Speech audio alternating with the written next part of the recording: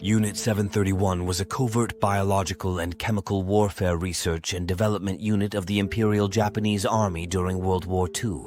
Secrecy and controversy.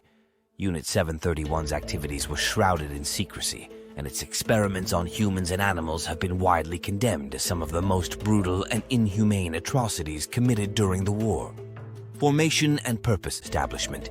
Unit 731 was established in 1932 in the Japanese puppet state of Manchukuo, modern-day northeastern China, under the guise of a water purification unit, biological warfare research. The primary objective of Unit 731 was to develop biological weapons for use against enemy forces, particularly those of the Allied powers, experiments and atrocities human experimentation. Unit 731 conducted gruesome experiments on thousands of prisoners of war, civilians, and even its own soldiers. These experiments included vivisection, frostbite testing, and infectious disease research. Vivisection. Prisoners were often subjected to vivisection without anesthesia to study the effects of various diseases and injuries on the human body. Germ warfare tests. Unit 731 also conducted field tests using biological agents such as anthrax, plague, and cholera on unsuspecting civilian populations in China. Research facilities. Compound layout.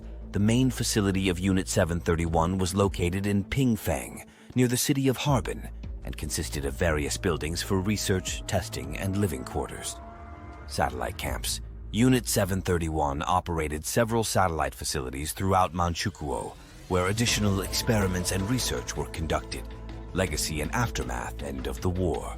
With the end of World War II and the surrender of Japan in 1945, Unit 731's activities were exposed, leading to widespread outrage and condemnation. Immunity for scientists. In exchange for providing the United States with data from their experiments, including information on biological warfare, many of the senior members of Unit 731 were granted immunity from prosecution for war crimes.